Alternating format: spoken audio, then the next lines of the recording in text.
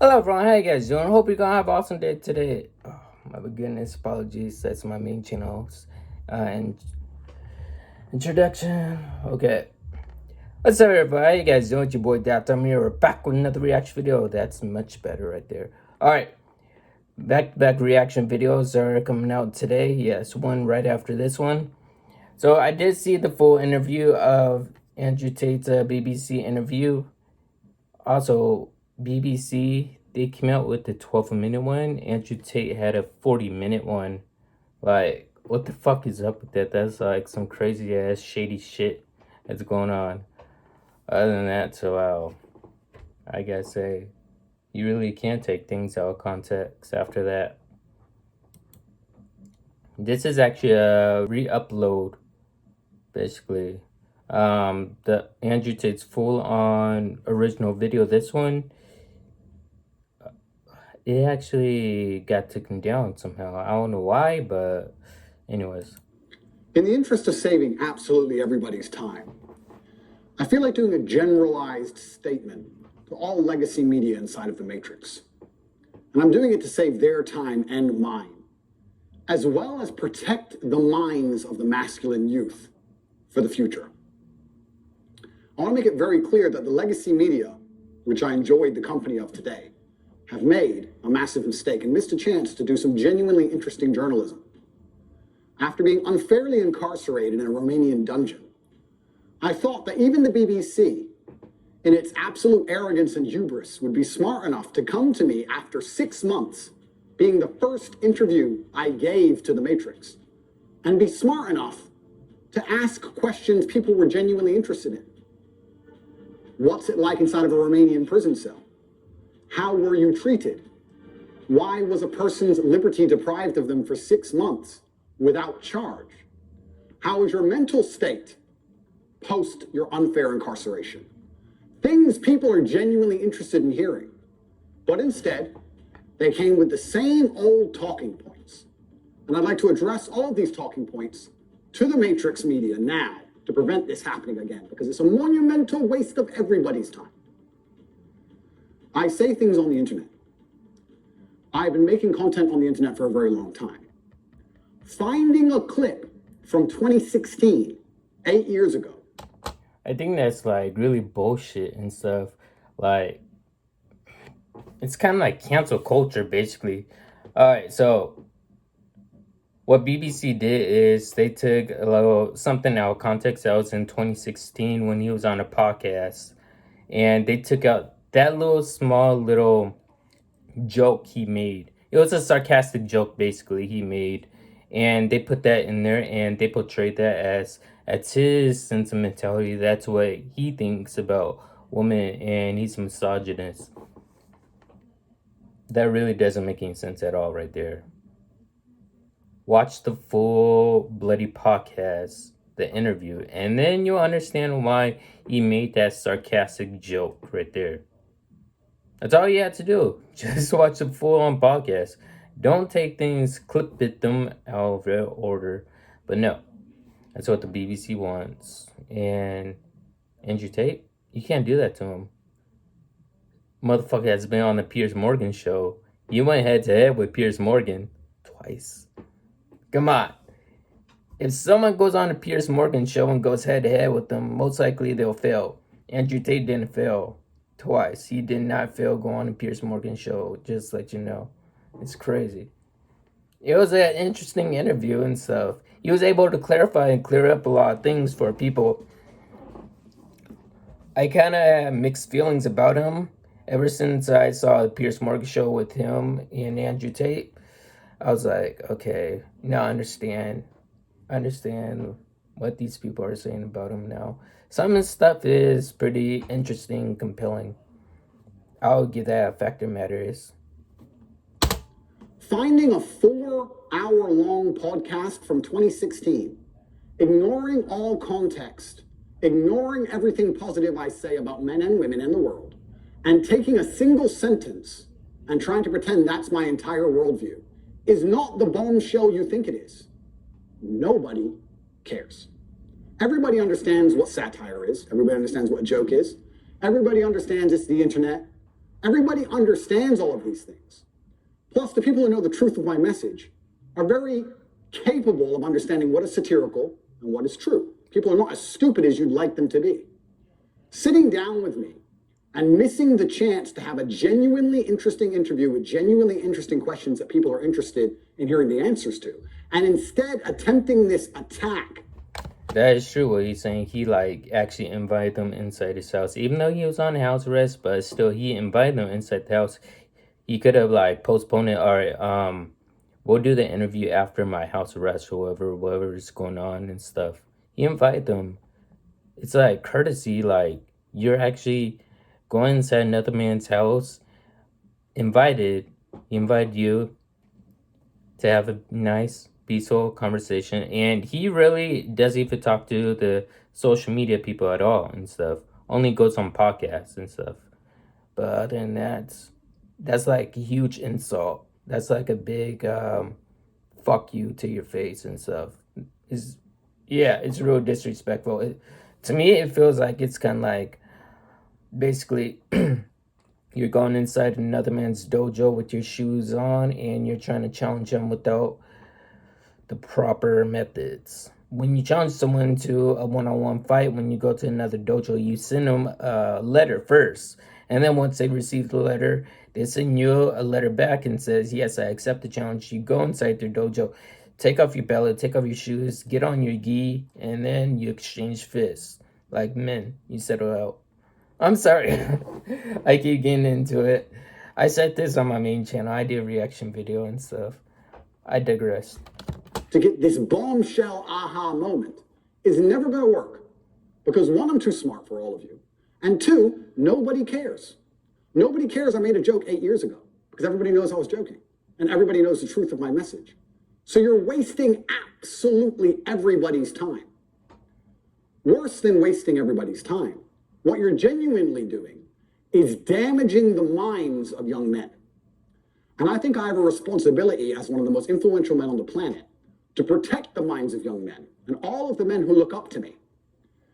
Nobody, no young man below the age of 30 has any interest in what the BBC or the legacy media say. They don't care and they don't watch it. Unless I never even heard the BBC. When it was mentioned, I thought the BBC was a kid's TV show. He's right. No one watches it. I thought it was a kid's TV show, but no, BBC is actually, I guess, a television internet show that's for journalists and stuff. yes, I appear on there. So when I sit across from a reporter who says that having a nice car makes you a misogynist, it's disingenuous. You And have an image also, of financial it's success correct. with a Bugatti and a cigar, but it comes with a side order of misogyny. How does having a Bugatti and a cigar come with misogyny? Because it's all mixed together in what you teach. Okay, hold on. I saw this part of the interview, and this was actually really funny right here. Having a Bugatti and a cigar in your hand is considered the traits of misogyny. Okay, let me tell you this. One of the legendary kings of comedy, Bernie Mac, smoked cigars a lot. He once rode in a Bugatti. I don't know if he owned it or not, but he smoked a cigar and he was next to a Bugatti and stuff. A car, a fast car, import, a muscle car. Do you think Bernie Mac is a misogynist? Rest in peace to the GOAT. But does that count as misogynist? Just imagine Vin Diesel or Jason Statham. Jason Statham smoking a cigar and he's in a Bugatti, especially in the Fast and Furious movies and stuff. Really? Seriously? Is Jason Statham misogynist? That doesn't make any sense. I don't get that concept right there. I find that to be extremely dangerous rhetoric. I find that to be extremist rhetoric. And I think it's very dangerous for young men to think if they work hard for something in their lives, if they dedicate themselves and they're diligent and hardworking and they try hard, that they'll be a bad person. I hate the idea of a world where a man who dedicates himself to excellence so he can enjoy the finer things in life is criticized and ostracized and called horrible names purely because he's been a hardworking male. And I don't like young men hearing these extremist ideas. And they're only going to hear these extremist ideas if they watch the BBC, which is an extremist organization. And they're only going to watch the BBC if I talk to the BBC. So I feel like now that these people have proved themselves to be extremist and very damaging to the minds of young men, I have an obligation to not interact with them very much because I don't want them spreading their extremist propaganda. We have a men's mental health crisis. Young men are disenfranchised. The suicide rate amongst men is much higher than women, and everybody pretends to care. But when I come along and say, I am a man, I've been a man, I know how it feels to be a sad man and a happy man, and I found happiness through masculine achievement and strength, through working hard in the gym, through dedicating myself, through building a life worth living, through taking care of the people who I love, both male and female, through becoming financially successful, through sticking up for myself, through having opinions, through being a man of honor and courage. When I do... This is the only time he gets to defend himself. Yes, when someone's like not interviewing him, not trying to put words into his mouth and stuff. It's like mind-blowing. These things, I'm ostracized, and they're attempting to destroy my life. This goes beyond a few media interviews. They're attempting to put me in jail and destroy my life because I am helping young men. They don't care about men's mental health. They have no interest at all. In fact, the ideas they purport, like I've just explained, are genuinely damaging to the mindset of young men. The traitors, why it's so important to see men cry on reality TV. Wow. The hit new BBC show is quickly debunking the toxic boys don't cry trope. MP Brightly Potts looks at why it matters. He's bringing out receipts. Okay. Oh my goodness. On top of this, they waste everybody's time because their aha moment never works. Nobody's interested in it. And I destroy them with ease. Yeah. But my hourly rate is high. It's not very fun for me to do. I just do it. It has to be done. But I don't particularly enjoy it. I allowed you into my home. I'm doing you a favor, giving you the first interview I'm giving to the public. You don't come here with a position of authority. You're not the police. I don't respect the BBC. I don't know you. You do not come here with a position of authority over me. We are equals. We are people. We're citizens of the world, and we sit here as equals. And I see you as my equal. And if you ask me questions, I can ask you questions back. For you to come here and sit down and pretend you're the Gestapo and that you don't have to answer my questions is disingenuous because I don't owe you anything. Asking questions and you answer. But I don't owe. No, however you want. this is a conversation. And I don't owe you any degree of authority over me. So let's make that clear. And that doesn't matter if you're a man or a woman or from the BBC or the CNN. I'm here to answer your questions and be honest with you and do you a favor. Correct. And I'm doing you a favor. But you come here with loaded questions. You're trying to paint a narrative of me which is negative. I'm asking you And about that's things fine. you've said that people are concerned about. And that's fine. You But you're have not going to said sit here and over say you this. don't answer my questions because you're not above me. So, in the interest of spreading good. Yeah, if I was in that position, I'd be like, this reporter is so annoying right here. Trying to ask her these questions and not answer me. Just throwing all these other false negativities and accusations upon the situation, making it even worse. People had to actually step in and say that, yeah, can you like not talk about that subject because we don't want to get involved in any other, I guess you could say, situation that involves like going to getting more lawyers and stuff. And positivity in the world, which is my number one objective. I am making this clear to all legacy media outlets. I will no longer interact with you for free. Nobody cares that you lie about me and nobody cares what you say. You have destroyed all of your credibility in the last 4 years of constantly lying about you say. You have destroyed all of your credibility in the last 4 years of constant.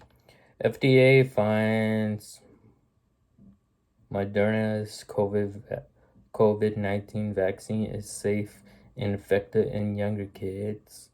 CNN said that ages 6 months to 17. Oh my goodness. Constantly lying. How do we know COVID vaccines are safe? BBC, oh. Ooh. He's exposing them both. About everything. What is this? Who wrote this? NO Times, okay. COVID vaccines not linked to excess mortality, says Dutch State's office. And continuing to... 2 years after COVID vaccines, I never read these articles. I always thought that they were BS anyways. Researchers are calling out for newer and better options. Is this NBC? Yeah, NBC actually wrote this. Lie about me will only destroy your credibility further. I have an organization called Tate Pledge, which you can see. Go to CobraTate.com and click at Tate Pledge, and you will see that I dedicate $25 million a year to feeding children, both male and female, in war-torn countries. I would like to think that even the legacy media can agree that feeding children in Sudan, or Turkish children after an earthquake, or Syrian children in refugee camps is a pretty positive thing to do for the world. In my last BBC interview, she tried to spin it and say that what I'm doing is somehow negative because I'm only doing it for myself. But this is the level of delusion these people operate under. Because some people would look at that and say, okay, so before you got money from attracting people to your website. If she's referring to the Hustlers Academy website, that's not his website. He's just one like the promoters of that website, basically. So you can't say your website. You didn't create the bloody website. By making controversial comments, but that might have got you into trouble. And so now you're looking for a new market. You're looking for a new market of followers who are attracted by a different sort of persona. I've always done the charity work, so that is obviously incorrect. And I have proof that I've always done the charity work, so you're wrong. Tate Pledge is funded 100% by me. This is my personal money. But I believe if the legacy media is intent on spreading hate, intent on spreading extremist ideologies, which it seems they are, not only the extremist ideology that men shouldn't work hard, but also a bunch of other ones, which I don't need to mention because most thinking people understand what the legacy media is trying to purport on not only the population, but the young children of the world. And what they are trying to push is far more damaging than me saying you should go to the gym.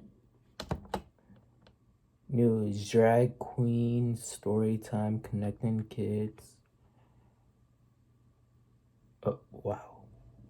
Therefore, Whoa, what was that on the side?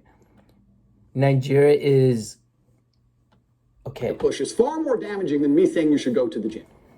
Therefore, Not going to say anything else. I no longer have any interest with interacting with the legacy media for free because I don't want their extremist views shown to young children without doing some good for the world. My fee from this point onwards is $50,000 and a box of chocolates. That is what it is going to cost you to speak to me. If you are from the Matrix, you will give me $50,000 in advance, which will be donated to Tate Pledge, which will be used to feed children in war-torn countries. And you will also bring a box of chocolates to my gate, which I will ingest as I listen to your Matrix propaganda and destroy you. Because I deserve chocolates if I have to put up with you. I am an extremely successful man, and my time is valuable. And you're wasting mine, yours, and everybody else's. So if you're going to come along with your extremist ideas, I would at least sleep better at night if you were feeding some poor, innocent children somewhere in the world. But you have no interest in doing any good for the earth. You're only interested in spreading hate, unlike me, who wants to do good things. So, post my BBC interview, I've been contacted by the New York Times, CNN, the Clinton News Network, all of them. And they're all desperate to interview me because they understand the number of views it will get. I want to try now. I want to try now. And they all want to try a different version of the same aha moment. Not understanding, because they're completely detached from reality, that it's not an aha moment and nobody cares. They're not interested. They're not smart enough to look at the board of the chessboard and say, 50 grand in a box of chocolates. If you're from the interview media industry, you gotta pay the man. Yeah, he's pissed off. I will be pissed off too. You better pay me and give me some chocolates. Oh my goodness, that's funny. this isn't going to work. Let's ask him questions people actually care about. They're not that smart. So if you want to waste your time and mine, that's what it's going to cost you. $50,000. I managed to procure meals at around 80 cents each. So we'll feed over 60,000 children for wasting an hour of my time, plus a box of chocolates. That is my fee from this point forward. I will still speak to non-Matrix media outlets who are interested in the truth, interested in asking interesting questions that people want to hear the answers to. I will still be available to do my own podcasts and tell the truth. As long as legacy media retain their reputation as peddlers of extremist ideology, I no longer have any interest in promoting them and making them relevant. It's better we allow them to become irrelevant, which they are doing, through their own dishonest actions. Yeah. I will no longer interact with any of you for free ever again. You probably shouldn't really interact with them for free at all in the first place in general. I think he was just being generous the first time with the BBC. So, to the 64 journalists who have emailed me so far since the BBC 64. interview, do you have $50,000 in a box of chocolates? Because I'm not interested in speaking to you for any other reason. I actually think I'm being quite kind only charging 50 grand. I should charge 200 grand. Damn. But I'm a nice man. And $50,000 will still feed a lot of children. I promise any legacy media outlet that pays me the fee can have an interview. And I also promise to provide full accounting and receipts to prove that that money goes directly to charity, to feeding children in war-torn countries.